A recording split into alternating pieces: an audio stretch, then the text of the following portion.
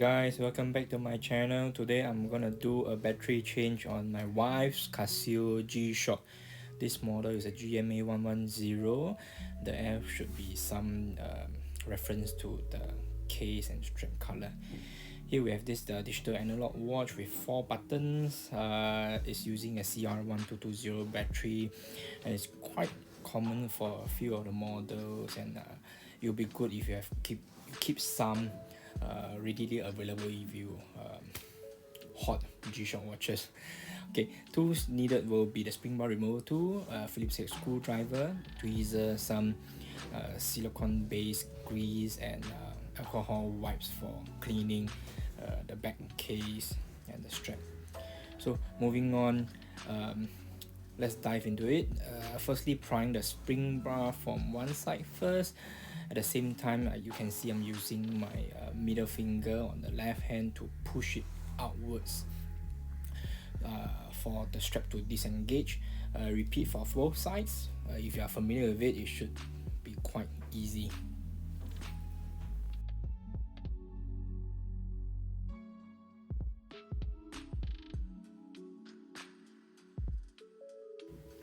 So a closer look at the spring bar. There's a latch over here for you to pivot and push down. Then very straightforward. Next, looking at the case back, loosening the 4 Phillips head screw. Then it should release the whole case back. On some cases, the suction is too hard. Then you can use a pen knife or some sharp blade to pry it open. Okay, for this video, I will not be doing a throughout clean, as later I'll just use a pail or soapy water and batch wash all these waterproof watches with a toothbrush.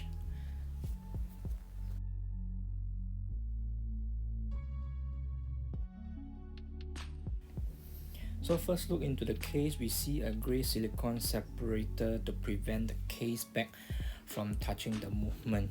So usually when removing this and the case back, do take note of the orientation, so later on when installing it will be easier. With a sharp tweezer, pry out the tab to release the battery. So for people who are new to it, you might be not used to, but yeah, from here you see how it works. Then taking out the battery. So this is unusually a smaller one. Usually the other models they are using 2035, 2532, or so this is a bit smaller.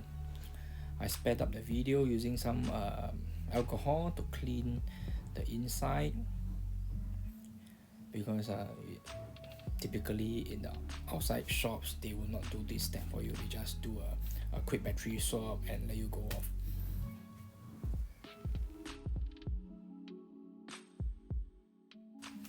These movements are not secured onto the case, so it will usually fall off easily. Putting it back, you just need to take note that the push buttons are aligned and not jammed up. So after putting it back, it should be level. Test out the buttons before proceeding to the next step.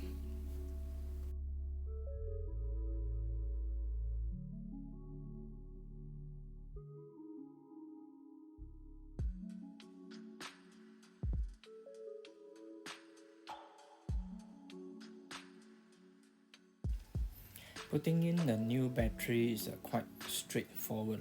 This Maxwell batteries are quite easy to open. The Energizer ones are quite a pain in the ass to remove. So the positive side facing up, then the negative facing down. So do take note, the battery should sit in between the 2 leads. Then when you compress the battery tab, a click sound should secure it. Otherwise you use a twister to stay it in. Then looking at the screen, if there's some graphic, then we are more or less there. So we'll do the settings later.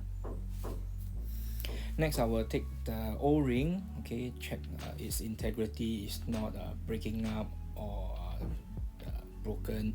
Apply some bit of silicone grease.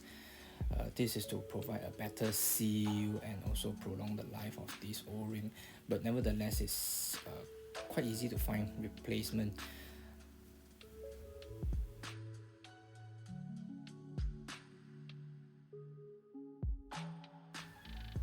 Make sure the O-ring sits into its place, then proceed to closing up.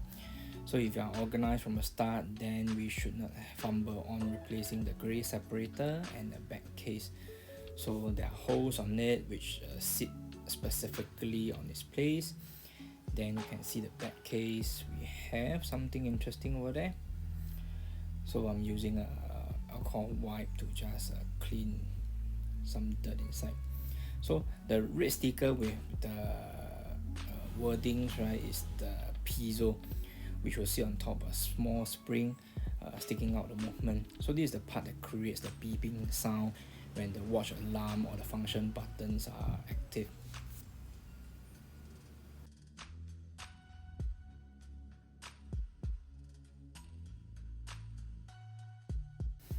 Then securing the case back, we do it in the similar cross fashion to 80% tight. Then we will further tighten it to secure. Do keep in mind that the mid case is made of plastic, so exerting too much force will easily strip the threads. Then your watch will not be waterproof anymore.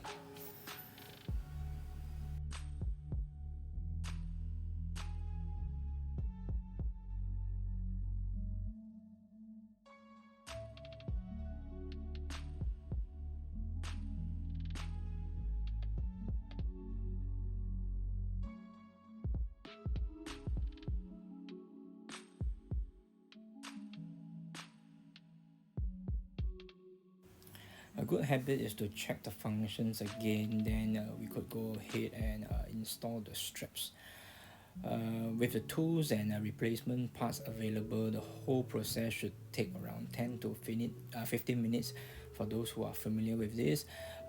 For the shops, they might be a bit faster because they should not do any additional cleaning and just open, battery swap and closing up, which should be maybe around 5 to 10 minutes, I can say.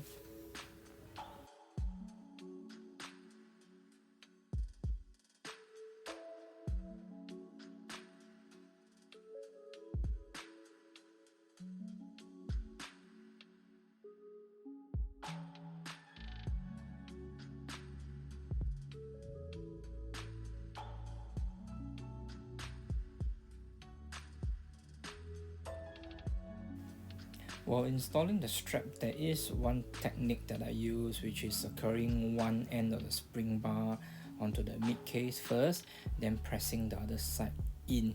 After which, when you find that both sides are secure, give it a good wiggle to make sure it's totally engaged. Otherwise, it will drop out again.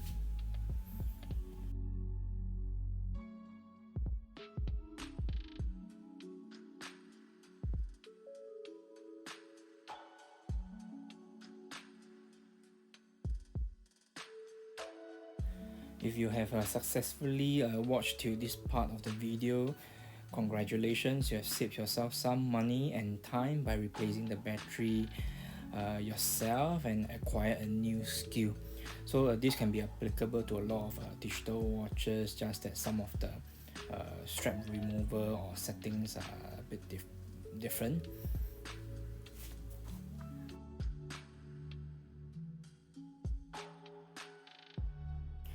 So lastly, before I go, do subscribe to the channel if it helped you and you enjoyed these teardown and cleaning videos. Until the next one, this is Restore Refurb Works.